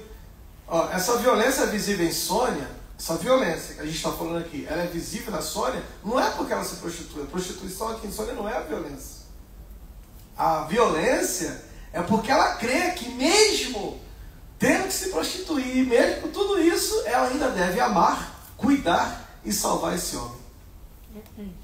Isso é a violência simbólica do Bourdieu, entende? A violência simbólica do Bourdieu não é a mulher que toma porrada do marido. A violência simbólica em Bourdieu é a mulher que, mesmo tomando porrada do marido, ainda acredita que se orar é o suficiente. Se for na igreja é o suficiente. Fizer isso, fizer aquilo, vai salvar ele. E ela continua amando, ela continua cuidando, e ela continua salvando. E assim assistente para os entendeu? filhos também. Isso é a violência simbólica. A mãe continua da mesma maneira. Salvando, amar. Agora, isso é uma distorção total. Isso mas isso é inconsciente, gente. Por isso que ele fala do hábitos. É inconsciente, entendeu? Ele fala que até na França, o Bourdieu diz assim, lá na dominação masculina tem uma parte que eu acho forte demais, que ele diz assim, olha, até as francesas que lutaram ao lado de Simone de Beauvoir, né, ele está dizendo ali, até elas, quando foram fazer, o Bourdieu vai fazer a pesquisa dele, né, que o Bourdieu é esse cara que vai fazer a pesquisa e tal, diz assim, mesmo as francesas que lutaram pela libertação, aquela coisa toda, na hora de escolher os seus maridos, inconscientemente escolhiam homens mais altos do que elas. Sem saber por quê. Por causa do hábitos. Escolher um homem menor seria entrar numa lógica contra o patriarcado. Era um homem que estava falicamente destituído porque era menor do que a mulher. Você sabia disso. E aí ele vai dizer outra coisa. Que quando essas mulheres entram no sex shop para fazer compra, elas não compram coisas para darem prazer a elas. Elas compram coisas para usarem e darem prazer ao homem. Está lá o B.R. Bourdieu falando isso na dominação masculina. Não estava dominando muito. Então, olha que coisa interessante, né? E isso a gente está falando lá atrás da dominação masculina. Então, quando ele fala da violência simbólica, ele não está dizendo dessa porrada que leva, entende? Ele está dizendo aquela que a gente escuta todos os dias. Minha avó, eu digo isso, né? A minha avó, por exemplo, é uma mulher que viveu a vida inteira ao lado de um homem que ia embora a hora que queria. E vinha, sumia 3 anos, aparecia, fazia um filho, sumia mais 2 anos, aparecia, fazia um filho. Meu avô. E quando ele finalmente, minha avó fica com ele, fica porque recebe a ligação. Minha avó em Brasília recebe a ligação de uma mulher em Fortaleza, dizendo, vem buscar o teu marido porque ele está doente. E minha avó viaja de Brasília para Fortaleza, trazendo ele para casa, porque finalmente o marido dela estava em casa. E ele vive ali mais 2 meses e morre, e eu nunca vi minha avó tão feliz na vida dela. Dominação masculina é isso, gente. Meu avô morreu no meio das prostitutas. Olha isso. Ele me Alegrete. Pai da minha mãe. E era até a Dúnia ainda, né? Que a gente não falou da Dúnia, que é a outra personagem. Né? A Dúnia, ela é aquela que evidencia a forma como o hábitos feminino se molda à lógica do sacrifício estratégico. Que é a irmã que aceita o casamento. Aceita a proposta de casamento não por desejo, mas para assegurar a estabilidade da família. Olha aí a outra mulher que a mãe dela induz ela a essa posição de prostituta. Sim, de prostituta. Mas dentro mesmo quando resiste, sua ação está sempre atravessada por uma racionalidade afetiva moldada para a doação. Como Bourdieu sugere, a liberdade feminina é frequentemente uma liberdade para escolher o melhor modo de se submeter. E a recusa total, quando ocorre, é vista como escândalo ou como loucura. O Bourdieu diz assim, eu gosto de parafrasear, que eu digo assim, a escolha da liberdade feminina numa sociedade patriarcal é essa. Você quer um tiro na mão ou um tiro no pé? Ai, que bom. Essa é a escolha, porque é uma escolha condicionada. Entende? Então, do que você falou? Você quer um tiro na mão ou um tiro no pé? E aí você escolheu. escolha da mulher na sociedade patriarcal. Corta minha orelha. Se correr, ele pega, se ficar Pois é, exatamente. A liberdade feminina é frequentemente uma liberdade para escolher o melhor modo de se submeter. Qual o melhor modo de se submeter? Você escolhe, um tiro na mão ou um tiro no pé? E aí você escolhe, eu quero um tiro na mão. Boa escolha. Por isso que é importante escolher, viu? Entendeu? E não tem escolha. Agora, você pode recusar, não quero nenhum dos dois tiros. Isso, aí você vai ser o quê? Provavelmente internado como louca, né? Louca, ou vai ser um escândalo, como foi a própria Simone de Beauvoir, que escolheu viver com 2 homens. Com Sartre, com o outro, não se casar com nenhum e dar uma bola para um terceiro. O que ela foi? Um escândalo. Né? Ou como a Madame Bovary, né? Que escolheu o quê? O suicídio, do que voltar para aquele cara que dava mais importância para o chapéu, que era o Carlos Bovary. Dava mais importância ao chapéu. O que ela escolheu? Bom, eu não posso ficar com o amante. Também não posso ficar com esse outro que desgraçou minha vida, então eu prefiro o suicídio. Ela estava também super endividada também, estava com Madame Bovary também já esteve aqui com a gente. Já, Madame Bovary é fantástica, fantástica. Então a menina quase violentada na rua representa a infância como um momento decisivo da inscrição da dominação. O olhar que a sociedade lança sobre ela e o que ela aprende a lançar sobre si mesma. E já é um olhar de desvalia, de descartabilidade. Bourdieu observa que as estruturas simbólicas que sustentam a dominação são aprendidas desde cedo e naturalizadas. Em Crime e Castigo, o mundo masculino é movido por teorias, crimes, redenções. O mundo feminino é silêncio, corpo e funções. Dostoiévski, se consciente ou não sei, revela como essa lógica atravessa a subjetividade das mulheres, aprisionando-as em estruturas de afeto e culpa, que não escolheram, mas que aprenderam a carregar. A obra, se lida sob a lente de Bourdieu, deixa de ser apenas um estudo moral e passa a ser um espelho cruel das estruturas de poder que se infiltram até nas mais íntimas experiências humanas. Assim, quando Sônia lê A Ressurreição de Lázaro para Raskolnikov, não é a promessa cristã apenas que está em cena.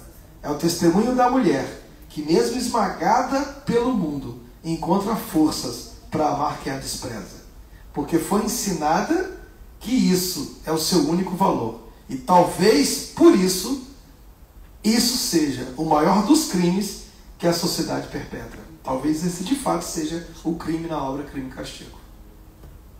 Muito bom, hein? Gostei. Muito bom.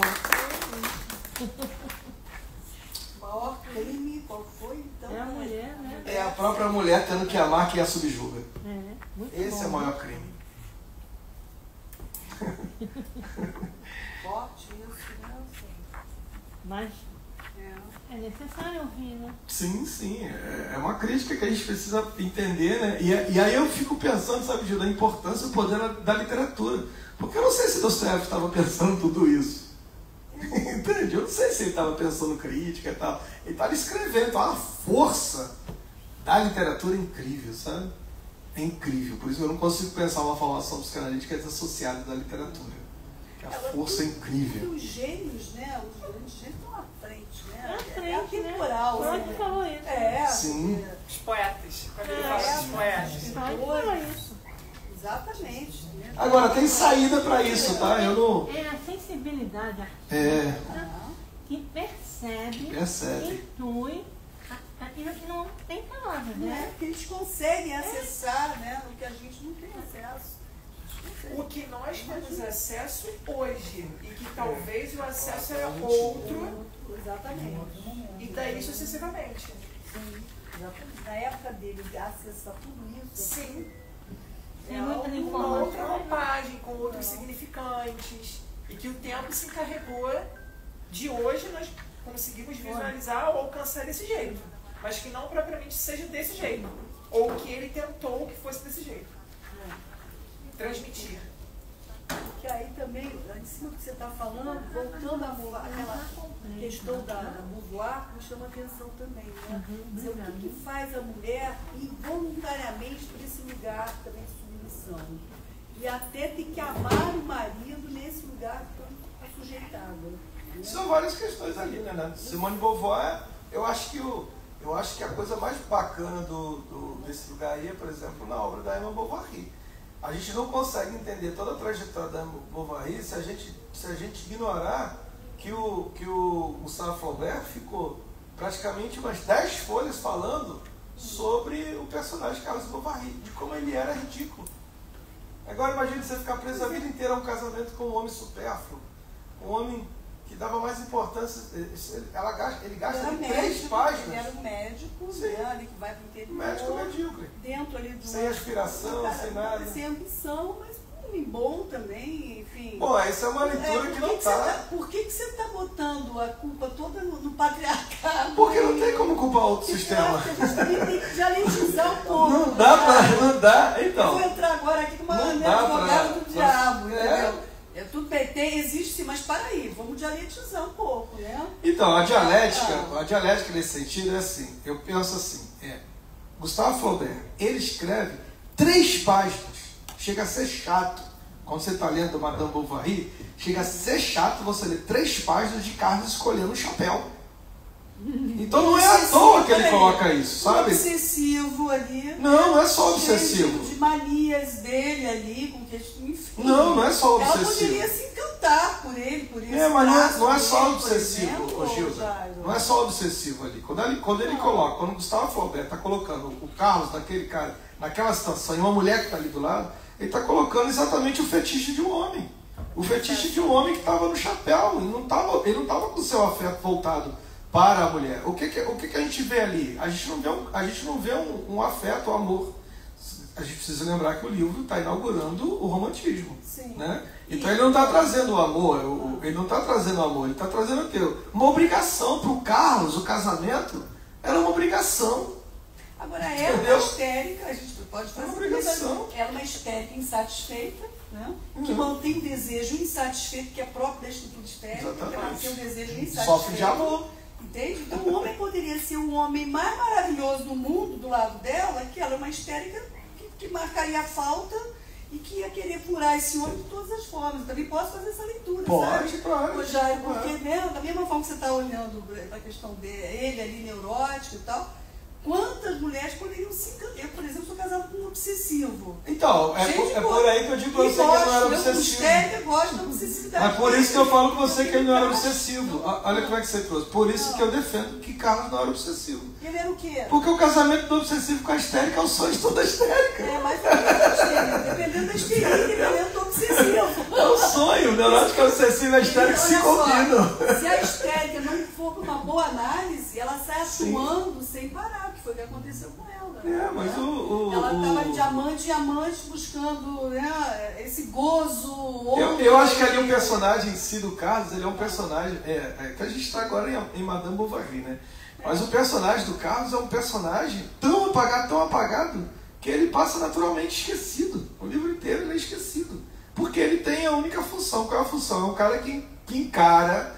O Carlos é um cara que hoje, por exemplo, se está hoje no século XX, não teria se casado, ia viver sozinho. Ia morar no apartamento, viver sozinho, ser médico e viver o fetiche dele, que era colecionar chapéu. Ele se casa por uma obrigatoriedade da sociedade, que ele é homem, já está na idade, já tem profissão. Por isso que o Gustavo gasta tempo nisso, já tem uma profissão, é médico. Já tem isso, agora falta o quê? Falta a esposa e falta o filho. Pronto, teve a esposa, teve o filho, acabou. Acabou, ele não tem mais, já cumpriu a meta dele. Entendeu? E aí ele apresenta um homem sem ambição nesse sentido. O livro não é sobre ele. O livro é sobre ela, inclusive o próprio escritor. Exatamente, ela que é fantástica. Quem é Madame Flaubert? Sou eu. Quer dizer, o próprio escritor se identifica com a personagem feminina, com a mulher. Né? E não pode ignorar também que Gustave Flaubert. Não pode ignorar também que Gustave Flaubert é homossexual, né? Ele escreve numa posição feminina. Exatamente. Ele não mentiu quando ele disse que ele era a mulher. Todo Ministério Público é advogado do diabo. Isso aí. Não, é para você entender, por exemplo, para você entender melhor, Gustave Flaubert, na Madame Bovary, tem que ler as novelas exemplares dele. É um conjunto. Madame Bovary não está isolada das novelas exemplares.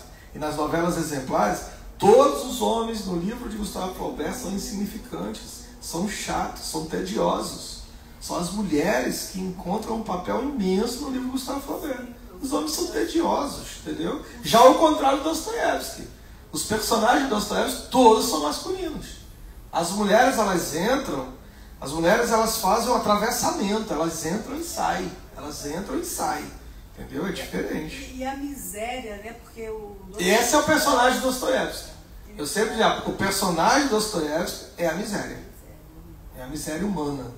Ele traz, né, essa questão do desamparo, da miséria humana. O tempo todo da miséria humana. Porque veja só que não é só uma questão de ausência material, mas os personagens têm ausência mesmo emocional, é miséria humana.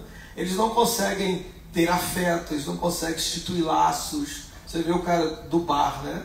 O alcoolista, ele não consegue estabelecer laços com ninguém, a violência. Então, assim, falta ali, a gente pode falar de uma violência. Então, eu acho que o único psicanalista que conseguiu compreender isso foi o Ferenczi e depois o Lacan lendo Ferenczi. O Lacan vai ler Ferenczi, que é quando ele fala da pobreza simbólica.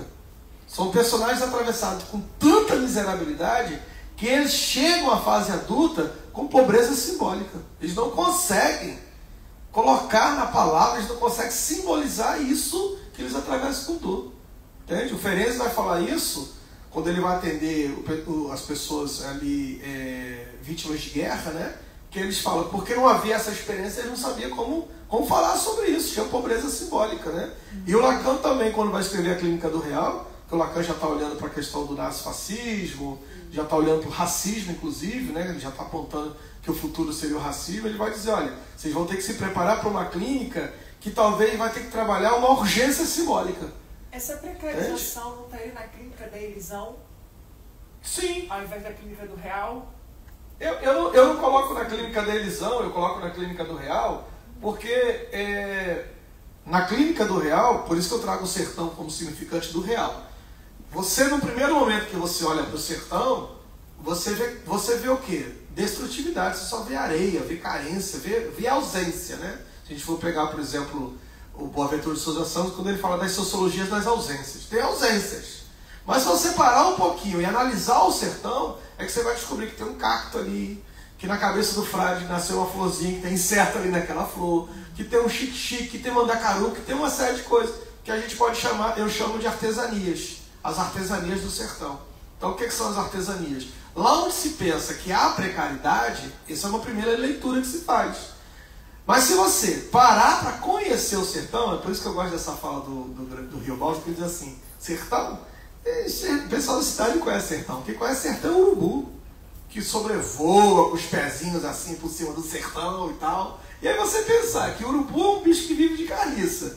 E o urubu no sertão, o que o urubu está fazendo no sertão, né? Ele devia ser o último lugar que o urubu devia estar. No entanto, o urubu está ali sobrevoando o sertão. Ele fala, e é ele que conhece o sertão. Ou seja, você tem que ser atravessado por esse significante para conhecer esse significante. Aí eu acho que quem entende isso é o Jung, quando ele diz assim, só os médicos feridos têm a capacidade de curar.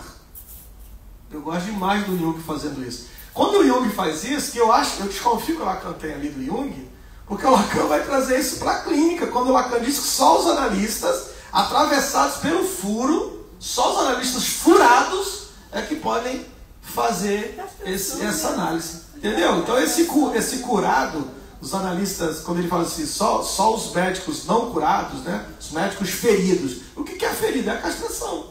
Entendeu? Então quando o Lacan diz sobre a castração, sobre furo e tal, então quem escuta o sertão?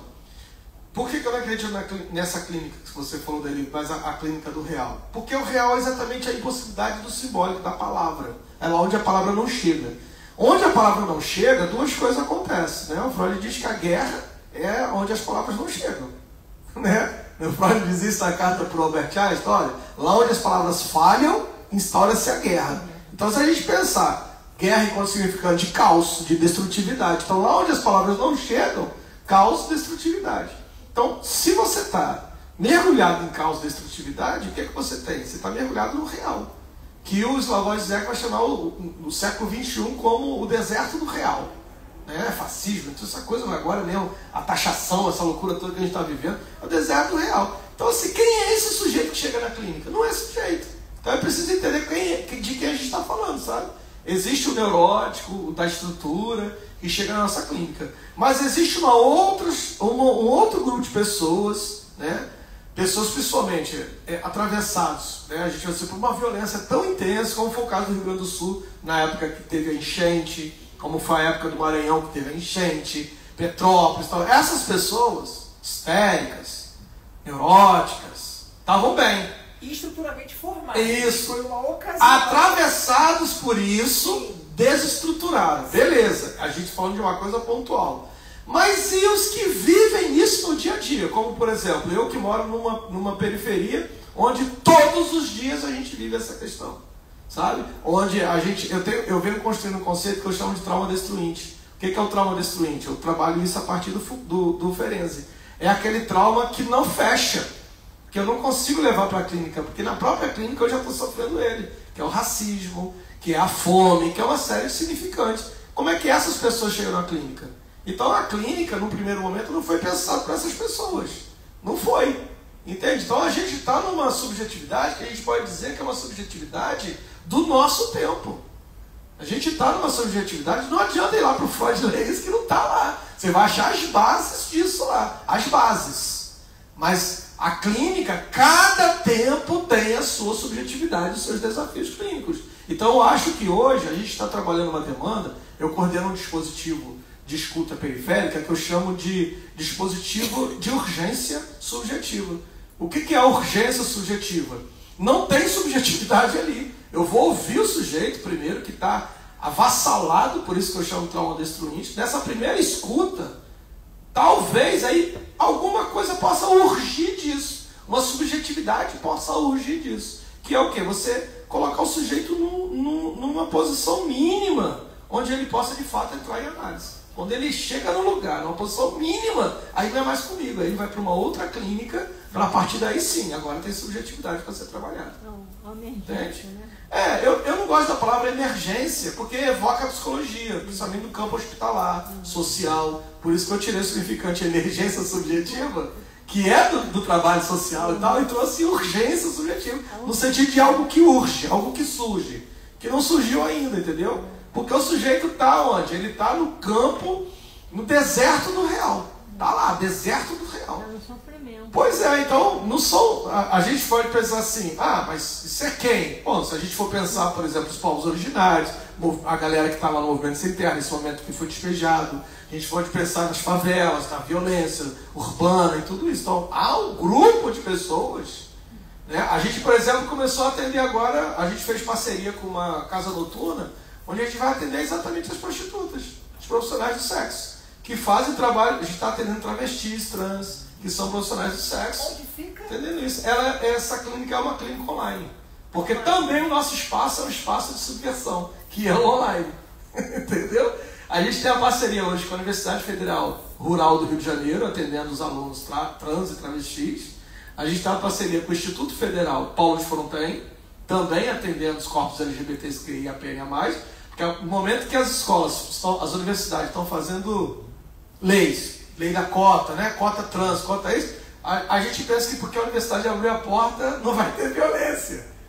A universidade abriu a porta só. Esses corpos vão ser atravessados de violência. Professores racistas, professores homofóbicos, professores transfóbicos, estão lá. Um dos maiores E dispositivos aí, de violência acadêmica. exatamente. Inclusive na USP a gente chegou num nível assustador de suicídio. E na Rural a mesma coisa. Então eu fui convidado como pessoal da Rural. Eu faço parte da Comissão Permanente de Assuntos Estudantis da Rural. E aí, como o pessoal começou a perceber tudo isso, eu fui convidado então para interagir. E aí nós construímos um dispositivo. Convoquei alguns psicanalistas, amigos, para fazerem isso. E trabalhando, claro, na supervisão, essa clínica em específico.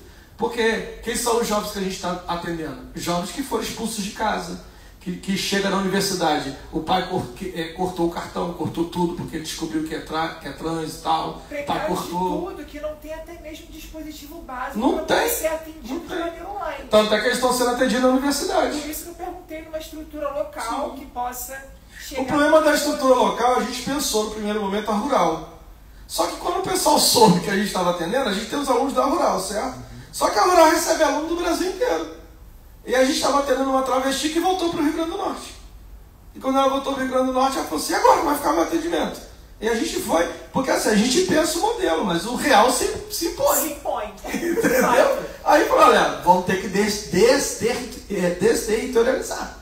E aí a gente pensou que então vamos para o online, que não é território de ninguém. O online está aí, a subversão de hoje. Uma saída boa, né? A subversão hoje é o online, sabe? Até porque o próprio online já é criticado. Existe uma clínica online? Já é criticado, entendeu? E aí eu falo, olha, essa é uma clínica, até as pessoas que estão atendendo com a gente tinham dificuldade no início para entender. Está aqui a Gabriela que está comigo desde o início. Olha, foram várias supervisões para explicar. Gente, vocês estão atendendo quem? Vocês estão atendendo um neurótico? Vocês estão atendendo... Não tem estrutura. Tem muita coisa para guardar, então eu nem guardei o site ainda, Gabriela. Acho que é escuta periférica. Botou escuta periférica, vai sair lá e tá lá o passo a passo. Como se inscreve, como pede o atendimento, a coisa todinha. Aí a gente tem esse modelo, né? Brasil todo, né? Vocês Brasil todo. Brasil todo. Você é aluno, então, da... Não. Tem que estar dentro de uma especificidade dessa clínica em específico. A gente escuta todo mundo. Quando a gente vê que é um caso, né, que é uma demanda de clínica analítica, a gente caminha para outras pessoas. A gente abraça especificamente esse campo da destrutividade. A gente abraça especificamente a urgência subjetiva. Entende? Poxa, bacana, né? E você quer falar mais um pouco sobre a pós-graduação? Divulgar também? Eu acho que a gente não gravou. Então, da pós-graduação é isso. Ela surge também a partir dessa proposta, né? A primeira pessoa que eu atendi na periferia, ela chegou e disse assim, eu posso falar de macumba aqui? Eu achei aquilo tão bacana, sabe? Eu falei, mas por que não? Ela, não, porque eu acho que nos outros lugares eu não posso falar sobre isso. Então eu acho que a periferia tem essa característica, sabe? De você olhar e falar assim, exatamente. Todas as diferenças. Todas as diferenças, todas essas coisas. Então eu penso que é importante numa formação psicanalítica, eu acho, Gilda, que a gente precisa resgatar aquilo que os psicanalistas eram na época do Freud, na época do Lacan. Sobretudo, eles eram conhecidos também como intelectuais, né? Os psicanalistas, eles eram grandes intelectuais. Você pega, por exemplo, um dos que estava ali ao lado do Freud, né, que o Erik Erikson, por exemplo, o Erik Erikson estava já debatendo sobre adolescência, olha, lá atrás, já escrevendo sobre adolescência, sobre tudo isso, né? Grandes pensadores, é. Você pega Sabine Spielreich, foi quem criou o conceito de pulsão de morte. Foi o Freud, ouvindo. Se você imaginar, por exemplo, Eric Lujan, né, a gente imaginar o próprio Lacan, a François Doutor, quer dizer, a Colette Lossolé, e grandes nomes assim, que eram, cara, era a galera que estava na ponta, na vanguarda dos debates. Eles não estavam só falando de psicanálise, eles estavam na vanguarda da filosofia, da arte, da cultura. O Lacan era analista do Pablo Picasso, entendeu? Você acha que o Pablo Picasso ia fazer análise com qualquer um? Então, assim, eles estavam na vanguarda da arte, da literatura, da filosofia, da antropologia, da matemática, de tudo. E a gente... né? Era algo, né, assim, e principalmente da literatura. Então, eu acho que a gente precisa retomar esse lugar de novo do psicanalista enquanto um sujeito da intelectualidade, mas não aquela intelectualidade burguesa, sabe? A coisa de saber pelo saber. Mas aquela intelectualidade freudiana, né? Que produz ato, que produz ação. Né? Lacan produziu uma escola. É disso que a gente está falando, né? Lacan produziu uma escola. Melanie Klein, olha a genialidade da Melanie Klein. Produziu uma escola. Então eu acho que a gente tem que voltar a isso de novo, sabe? Tirar o psicanalista. A impressão que eu tenho hoje é que o psicanalista virou assim um braço da psicologia, sabe? Um psicoterapeuta, sabe? O cara só sabe discutir se for aqui dali. Se você for para outra área, pronto, não é com ele mais. Eu acho que não é isso, sabe? Eu acho que é isso. Agora você sabe que eu queria até também divulgar um grupo de estudo sobre o crime e castigo. Sexta-feira, 10h15 ao meio-dia, online. Aí quem se interessar... Já iniciou? Já iniciou. Estou aqui no comecinho, amando a leitura. Realmente, eu estou na parte dos sonhos. Ele falando dos sonhos, parece que você está ali. Dos sonhos é fantástico. Não, é genial, sabe? Assim, Freud, parece uma análise, né? O Freud bebeu na fonte mesmo de Dostoiévski, assim, de uma forma brilhante. Porque a gente relendo aqui, então convido vocês a participar. É online, aí vocês entram em contato comigo, tá? Que depois eu boto o Google Meet, né? Todo mundo entra, só o horário. E como é que entra em contato contigo, o pessoal que está assistindo? As pessoas têm sabe? Tá lá, a gente projeta interlocuções, né, no Instagram. É só mandar uma mensagem lá para mim. Você tem que ajudar a gente, que a gente aqui é tudo... tudo antigo. O Lucas tem que ajudar a gente aí na rede social e tal, que a gente é tudo O Lucas vai antigo. colocar no rodapé do vídeo. Isso, obrigado. Olha, Obrigado. queria agradecer.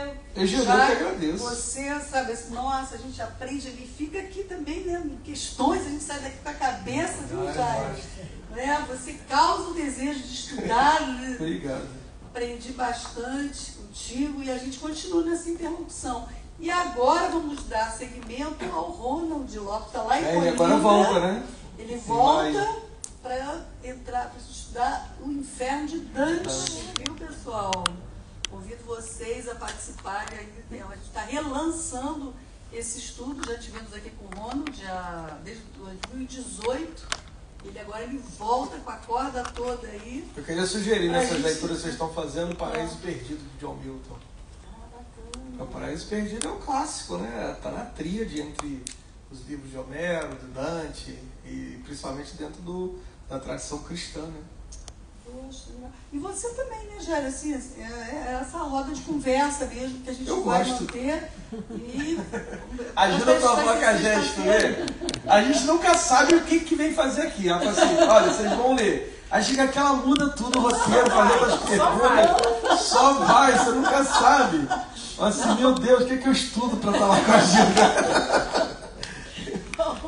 Não, para nós seguimos o roteiro aqui. Eu já tentei Para isso aí. quando eu cheguei. Eu falei assim, nossa, eu sou tão pequenininho, eu preciso decorar alguma coisa para poder conseguir me sentir integrado. Aí tentei diminuir. Não rola. Associação, eu só vou. Desiste e só vai. É a única regra que a gente tem que ter, a Não tem associação regra livre, nenhuma. entendeu? Então, tá fluindo. Mas foi muito bom. Queria te agradecer muito. Obrigado, vocês também, obrigado aqui, a os todas. participantes. Muito bom. Já tem data para Já tem. Depois eu passo lá em maio, sexta-feira, porque ele mora em Friburgo.